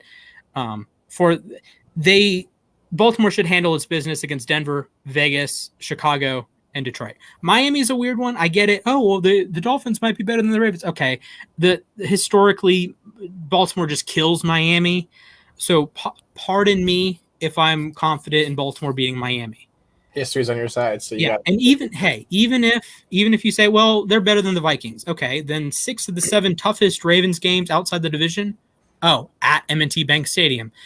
So I think Baltimore makes the playoffs, but if they don't, I'm not shocked. I would be really disappointed, but I do think it would lean more on the defense than Lamar Jackson this year. I think Lamar is going to be somewhere in the middle of 2019 Lamar and 2020 Lamar. I think he had a stretch at the end of last season. I know the defenses weren't all that great. New York's defense was very good, and people forget about that. He really did a number on New York's defense week 16. And Cleveland's defense has some good pieces, and he was on. That's a game, the Browns game. It doesn't matter what team you're playing. He was special. It's one of the best quarterback performances I've ever seen. The other games, sure. If he plays a team other than Dallas, yeah, they might lose. Or week 17, that run game was on another level. But again, if they play a team other than Cincinnati week 17, Jacksonville week 15, or Dallas week 13, okay, whatever. He's not awesome. Week 14 against Cleveland, special. Week 16 against the Giants, very good, and that's a very good defense. So I don't think it would be on Lamar if the Ravens miss the playoffs. And Baltimore should make the playoffs. If they don't, I'm not shocked. Don't come for my head, although you will. But I don't think it's going to be because of Lamar Jackson. It's because this is a Ravens defense that has lost a lot of its luster in the last couple years. And I know I got in an argument the other day. Well, Lamar Jackson's never had a scoring defense below third. It was second in 2018, third in 2019, second last year. I understand. This is probably the year that drops. If it's fifth, if it's eighth, it's going to drop. I'm pretty sure it's going to drop. I need big seasons out of Patrick Queen. I need big seasons out of Justin Madubuike. I need All-Pro Marlowe to be back. I need All-Pro Marcus Peters to be back. I need Chuck Clark to play like a competent player. I need Deshaun Elliott to play like a competent player. I need Tyus Bowser to say, this is why you kept me. This is why you prioritized me over Matt Judon and Yannick Ngakoue, because he's a guy that can do everything well. Judon was an awesome run defender, mediocre pass rusher. Ngakoue was an awesome speed rusher, couldn't do anything else. Terrible run defender. But Bowser he can drop back into coverage, play some snaps. He can rush the passer. He's all right. He can play the run. He's all right. Malik Harrison, I need you to step up, buddy.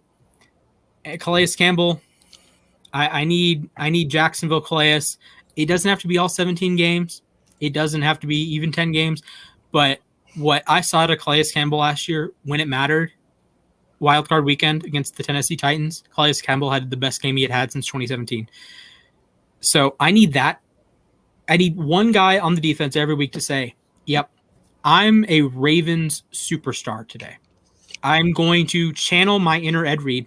I'm going to channel my inner Ray Lewis. I'm going to channel my inner Terrell Suggs, Boulware, Woodson, McAllister, Nada, whomever it may be for your position. And you have to go ball out that week. Because I don't trust the Baltimore defense, like all 11 guys. I think there are weaknesses that you can exploit. I think Cleveland is very, very good. I think Pittsburgh has the potential to be very, very good. And I expect Baltimore to make the playoffs. I expect Baltimore to have a top 10 offense. Defense, it remains to be seen. All right. My voice is dying. That dragged on for a little while. Yeah. So let's plow through these hot takes quickly, and then we can wrap up with some hockey stuff for Jack. Respect says Zaire Williams and Santi Aldama will be the next Chris Middleton and Brooke Lopez. I have never heard of Santi Aldama. I'm an NBA draft casual. Zaire Williams, I have heard good things about. As far as I can remember, good defender, can shoot a little bit. Again, I don't know anything about Santi Aldama. Do you guys? No. Okay. I will after the show, though. Okay. Trey Football 18. Chiefs will regress this season and have a very disappointing playoff run. I can 100% agree to that. It's possible. It's just because they've been very so possible. long. It's like it's bound to happen one year where they get upset in this second divisional. And I've seen it happen to my own team with my own eyes before. It's very possible. Okay. And actually, what do you guys think would be a disappointing playoff run? Because I would argue that losing in the Super Bowl is disappointing for. Yeah, I mean, losing in the playoffs is disappointing. Period. I'd say think divisional round. Probably divisional round. Yeah. Okay. I will actually promise you they won't make it past the divisional round this year. Whoa. Oh. Okay. Only because watching them for the last 3 years, like when they played against New England in 2019 and then 2018 when they lost to Brady, and then they won in 2019 and then 2020. I think teams are now going to figure out what Tampa did. They're going to be copycat league. It's a copycat league. Yeah, I agree. But who can match Tampa in terms of defensive personnel? That's my issue. I think honestly, the team that will surprise the Chiefs, the only two teams I see that could do this will be the Cleveland Browns and the Tennessee Titans only because the offenses will somehow match what they're doing, but their defense is just that much better than the Chiefs' defense to stop Mahomes and limit him from having 10 possessions and only having 8. Okay. I always say to beat Kansas City, it's not who's going to score more. It's you have to stop Mahomes from getting on the field at least 2 times. Okay. That way you guys have a chance. And you have to capitalize on when he throws the ball Exactly. into AJ Terrell's arms. Okay. I don't know. I think they go back to the Super Bowl. As hard as that is, I think that they're going to have a really, really good season again. Who's more likely to go back, Tampa or the Kansas City Chiefs? Kansas City. Okay. All right. I'm going to record that, please. Yeah. Yeah, absolutely. Yeah, just remind me, like, hour 34 into episode 29, Stefan says Chiefs will not miss playoffs, will lose in the divisional round. Yes. Okay. This is July 30th, 2021. Stefan just said the Chiefs will lose in the divisional round. Regardless, this will be posted inevitably in January. Actually, it might be in February if they make the Super Bowl again. Okay. Well, come first week, or I think one of our shows, we should do like a season projection, and you should really hear what I got written down for the season projections. I'm excited. All right. JM Blake 52. Aaron Rodgers will finally get to his second Super Bowl. Can he get past the Rams and Bucks? Can he get past the NFC Championship game regardless? He's not playing anybody. I did my rankings. I did my playoff predictor the other day, and I had San Francisco knocking off Tampa early in the playoffs. I don't know how I feel about that. In a vacuum, it makes sense because quarterback upside, but I think Green Bay is just a poor matchup for Tampa. I think the way Brady thinks is just you have to have a secondary with no weakness, and you have to be elite somewhere to beat Brady. The only team that can do that are the Rams. Ooh. I think the Rams are the only team that will meet the Buccaneers in the NFC Championship game. Also, I think Dallas beats Tampa week 1. I'm just going to throw it out there. That'd be funny. I think I don't think it matters in the scope of a full season. I think Tampa still wins 14 games, but I think Dallas wins week 1. Okay. Anyways, Rodgers to his second Super Bowl. I don't know. I think they go back to the NFC title game. God Alex says AFC West has 3 10-win teams. So yeah. Chiefs 1. Chiefs are 1. I would imagine this has to be Chiefs, Chargers, Broncos. Chiefs, Chargers. I thought he said NFC West. Oh no. AFC West. I think the Raiders are more likely to get 10 wins than the Broncos. I understand why you might say that, and we are all members of the Drew Lock Hate Club. I get it. Drew, he does have a really solid supporting cast. I'll give him that. Yeah, that has too high of a floor with or without the malfunctions of Drew Lock. It has too high of a floor if the defense is healthy. I think the Raiders have no floor. If Derek Carr isn't actually, let me people at home go back, look at Derek Carr the first few weeks of last season. It is top 10 QB, not in the league, not in the last 5 years, ever. Derek Carr from the end of 2019, first few weeks of 2020, put up stats that I'm just going to list off some names. 94 Young, MVP. 07 Brady, MVP. 13 Manning, MVP. 2020 Deshaun Watson, he was pretty doggone good. 2018 Mahomes. You're on a list of MVPs that have done that sort of thing. So Derek Carr was awesome, and the Raiders went 6-3 in the first 9 games and fell off. If Derek Carr does that, they might get to 6 wins. The Raiders are very poorly constructed outside of Derek Carr and Darren Waller. Josh Jacobs, I feel is a little bit overrated. He's the example. He is the poster child of why you don't draft a running back in the first round, because as talented as he is, as many tackles as he breaks, how many games have the Raiders won in the last 3 years? They get to 6-3 and fall off a cliff. They get to 6-3 and they forget how to defend the deep ball. It's that threshold, 6-3 threshold. They can't get past it. Come on now. It frustrates me to know, because I like Josh Jacobs. I think he's a pretty cool guy, but I feel bad for him that he's going to be the poster child for why you don't draft a first round running back. unless you're the Kansas City Chiefs or Pittsburgh Steelers, and very, very, very, very, very specific examples, the Raiders were not a running back away.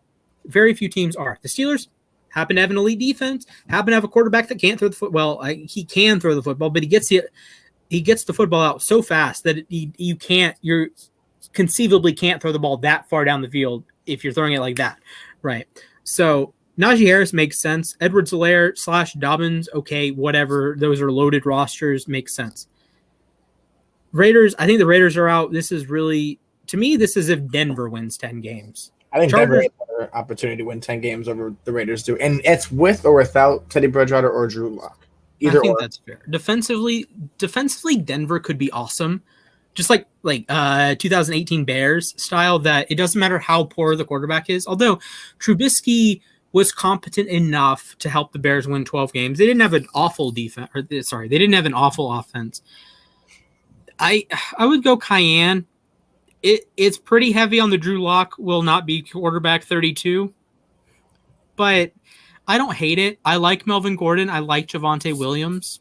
Big fan of Javonte Williams. Huge. Yeah, friend of the actually. If a guy was on the main show, is he technically friend of the show? Anyone that's on the show, channel. Okay, so friend of the channel, Javonte Williams. I think he's gonna be a beast. I like the offensive line. I like Garrett Bowles. I like Glasnow. Cushenberry is all right. Netanya Moody, I hope he plays some more. He was a beast at Fresno State when he was on the field. Now, granted, he's missed like 5 years with injury, but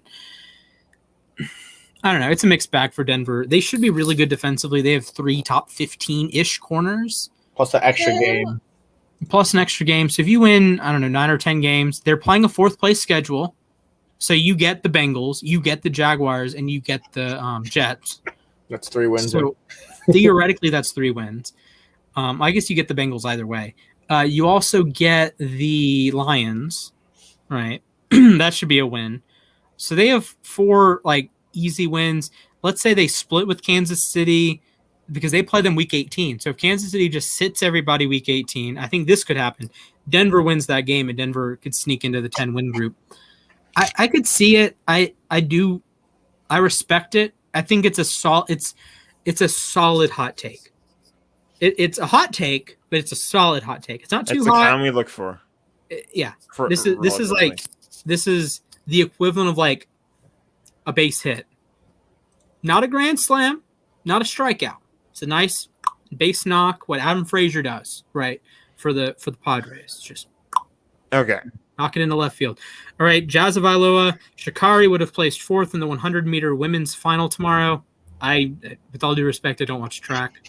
It's I think it was the track star that got taken out for the weed incident. Yes, I know that. Okay. I don't watch. I don't watch enough Olympics. Track. Have you guys watched any of the Olympics? I've been watching it like crazy. It's fun. Okay. But I can't speak to that. Now we have 2 anti-Bills takes. This is from friend of the show, AV22. I meant to text him when we were doing the hot takes. I'll just message him afterwards. Players won't drop nearly as many interceptions against Josh Allen this year, and everyone will realize he ain't top 10. Josh Allen? Yeah. Not top 10? Okay. Buddy.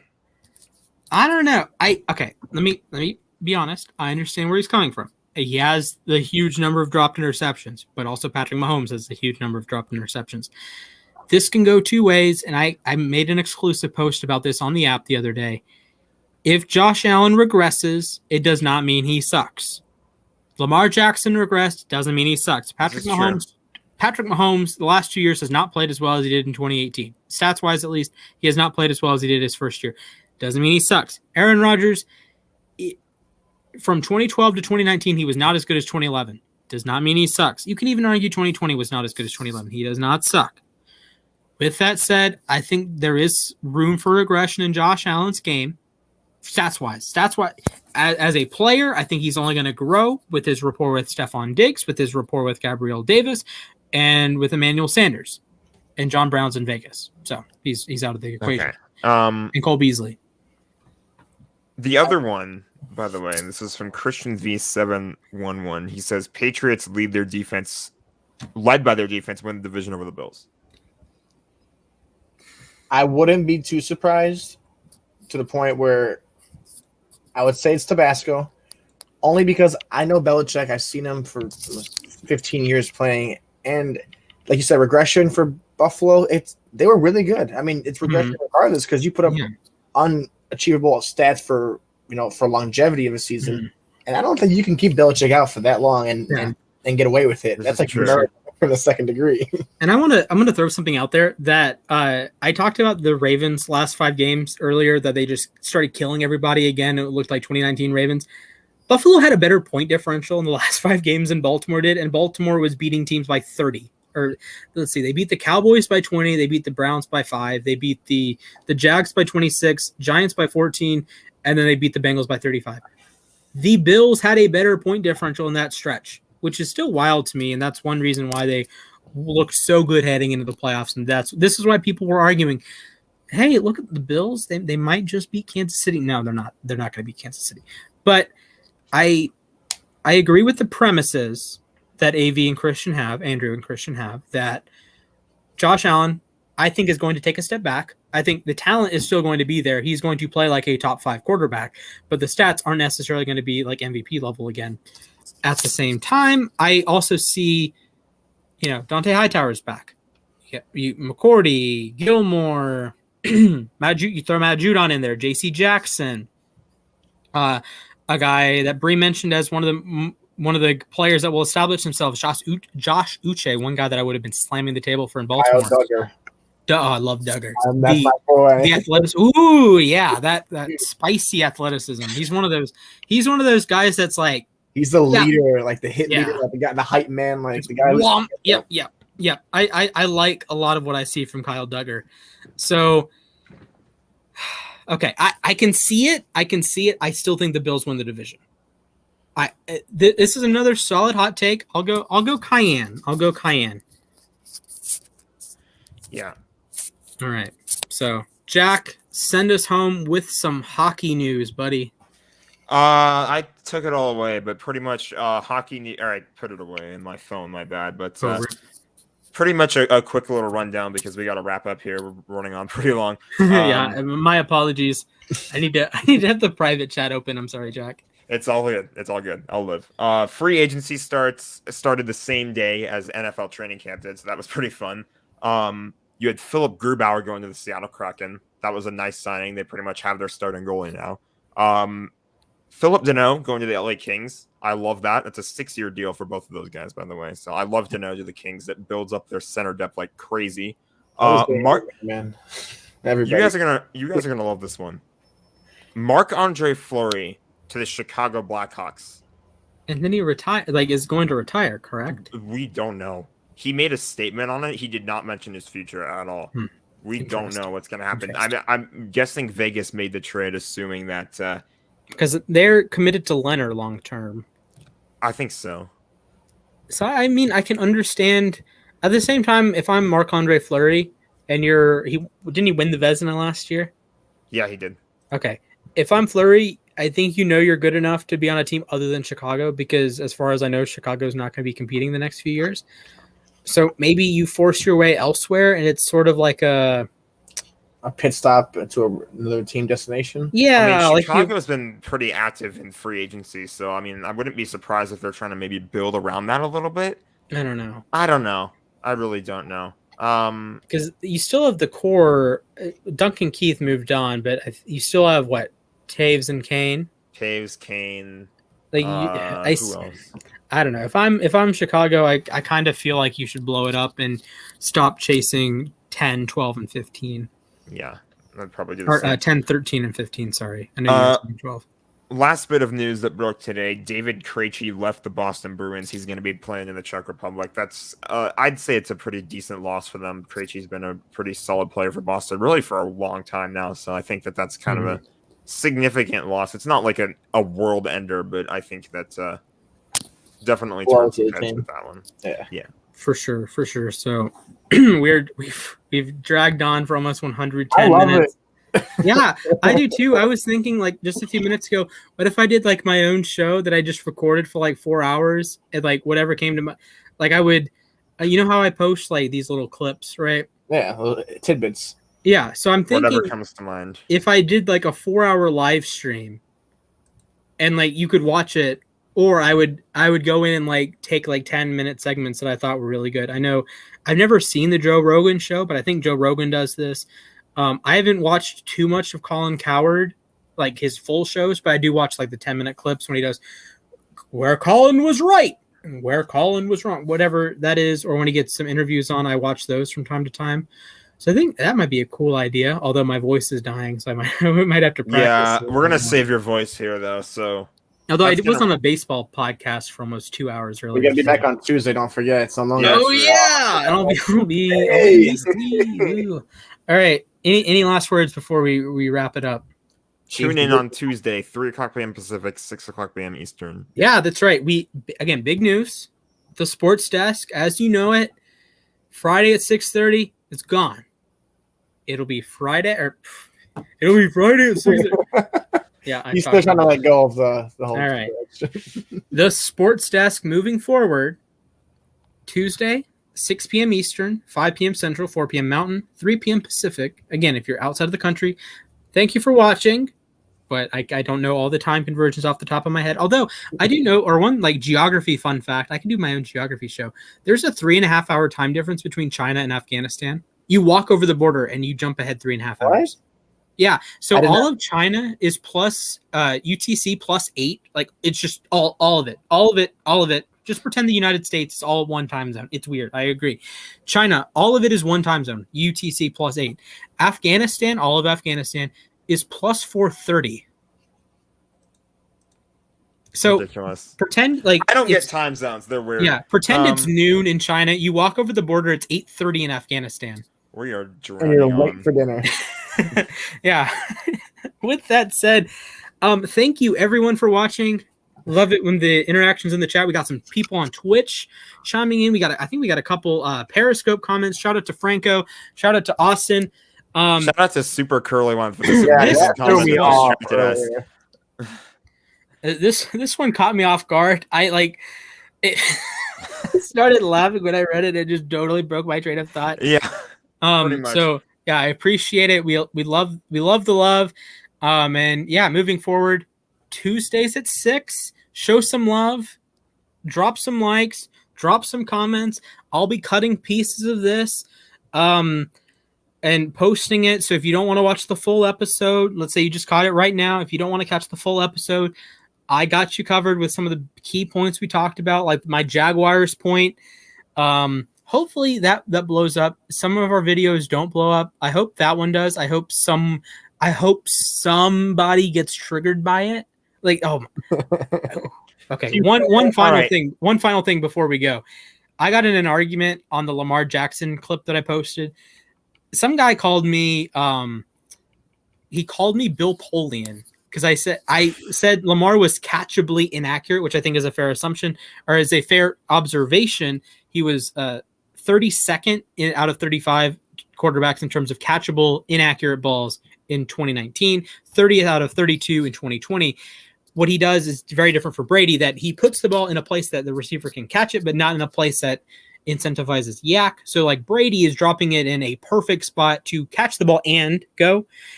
And with Lamar, it's just catch. You know, if a receiver catches the ball, cool. I don't want to say you're going to get killed because Lamar doesn't throw hospital balls like say Drew Lock does, but he throws a ball that, okay, you're going to be tackled 2 steps later. Brady's throwing the ball and you're able to get away from that tackler. So with that said, I was called a Lamar Jackson hater the other day, and I was also called a Lamar Jackson fanboy the other day in the same comment thread. So that's hilarious. With that said, thank you, Jack. Thank you, Stefan. It's lovely having the three of us on. And remember, everyone, Aaron Donald